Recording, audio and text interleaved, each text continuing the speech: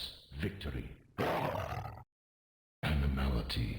Mortal Kombat has become so well known over the years for all the different finishing moves a player can perform.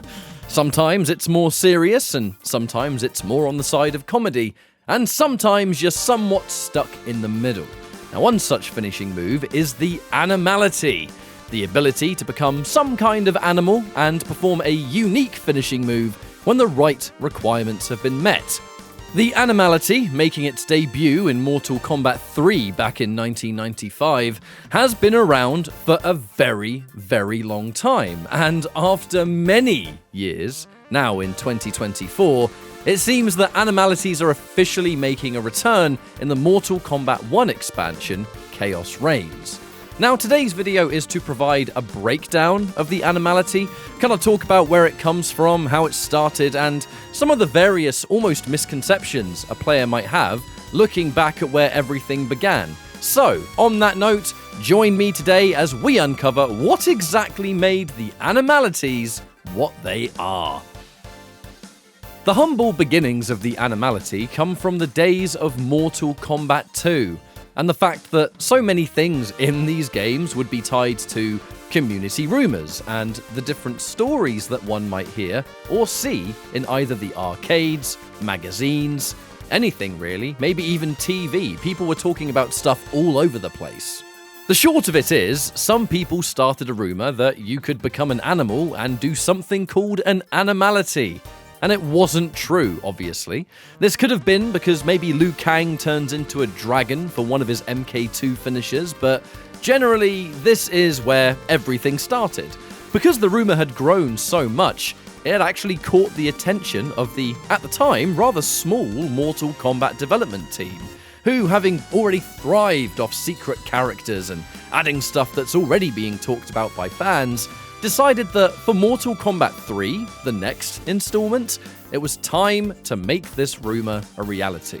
You can hear the story yourself in an old making of MK3 promotional video where you got John Vogel, Dan Forden, and many others talking about all the different kinds of finishers, and that's kind of where the Animalities came from. There was the rumor that there were Animalities in number 2, in Mortal Kombat 2, but there weren't. And so we're going to put them in this one. Their basis was rumors started by the fans themselves, and we're just sort of playing on the popularity of the rumors. Animality. Now, the magazine that I mentioned earlier has actually been seen recently on the Mortal Kombat Reddit page. The user Unlimited Love Again posted a picture from a 1993 MK2 strategy guide, and it had an entire page dedicated to secrets and rumors. This came with doctored illustrations that obviously aren't true, but the Animalities were mentioned here before MK3 came out. Seriously, it says, we all know about fatalities, but what about animalities? Supposedly, you can turn into an animal that resembles your character and then administer a bestial death blow. For example, Sub-Zero is rumoured to turn into a polar bear, which actually isn't that far from the truth, as things would be, because obviously the polar bear doesn't look as clean or anywhere near as accurate, but that is the animal that Sub-Zero turned into in Ultimate MK3, so how about foreshadowing? Other listings here are talks of unlocking Kano in Mortal Kombat 2, unlocking Goro, Reptile, and Shang Tsung as playable characters in the first Mortal Kombat. You got some secret stage finishers, and a character called Red Robin? What? There is rumoured to be yet another ninja waiting for you in Goro's lair. This time, he is completely red. He is extremely fast. He uses Scorpion Spear and is very good at throwing you. Palette swapping is out of control. I mean, he's just a red dude. Well, Ermac, I guess. Now, as I said, the pictures are all said outright to obviously be doctored fakes, but the point, I think, was just to talk about the rumours and have somewhat of a visual aid, but it is a nice little piece of MK history right here. But anyway, we're getting sidetracked. Let's go back to the main point. So, now we know where these came from, but how does somebody actually perform an animality? Well, Animalities took the stage as a secret input, and it was tied to an already hidden mechanic in MK3, and that's called Mercy.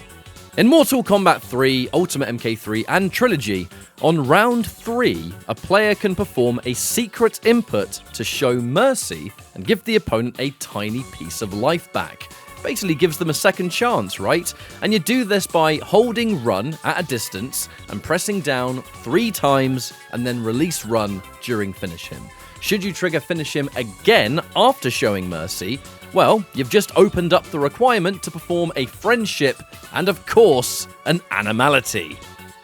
The animality input is no different from a standard fatality input, so if you're in the right distance and you do the right buttons, you're good to go.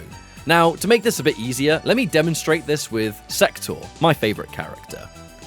Get to round 3, perform a mercy, reach finish him a second time, and then at close range, Sector's input is forward, forward, down, up. Sector becomes a bat and does a admittedly rather disappointing animality. I'd always hoped that the bat would do a bit more, I guess, but a quick little slice will have to do. By the way, a notable animality belongs to Scorpion, who becomes a tiny little penguin and drops an exploding egg. Sensational. Now, interestingly, we haven't actually seen an animality since. However, some characters will still transform into certain things to do specific finishing moves in later games. Some people may confuse some of these finishing moves with an animality if you've never played some of these older games, but make no mistake, the only MK titles that officially had an animality is 3, Ultimate MK3, and Trilogy. Some notable finishing moves belong to MK4, where, yeah, Liu Kang becomes a dragon again, but that's kind of his whole character at this point. I'm actually talking about Scorpion, who, again, is going to take the stage after laying a bloody egg. He actually becomes a scorpion for one of his finishing moves. Now, there is a reason for some of this, though, as in why we haven't really seen animalities come back, and I'd kind of like to just throw you to John Vogel again, in a History of Fatalities featurette from Armageddon. The reason some of these fatalities weren't done past Mortal Kombat 3 is because it's difficult to get things to transform in a 3D environment. I mean, I suppose you could do it with a puff of smoke that covers the change, but to morph, one completely different model into another completely different model, is a little difficult to do. An interesting reason, I think. In a 3D world where changing one entire model into another is certainly going to be a difficult task, especially for the late 90s when that was when MK4 was actually being worked on, right? But the funny thing is, you can actually see the puff of smoke that John Vogel is talking about in later post-MK3 fatalities, especially Mortal Kombat 4. I've mentioned Trilogy quite a lot in this video, and you might be thinking, well, if the characters are in Ultimate MK3, what's so special about Trilogy? That's the cool thing. The characters that might have been somewhat playable in Ultimate MK3, but were not really worked on possibly long enough or something like that to have expanded finishing moves, actually had animalities and friendships and everything else given to them in Trilogy. I'm talking about Ermac, Rain, quite a few other characters, and instead of talking about it, well, let me show you a handful.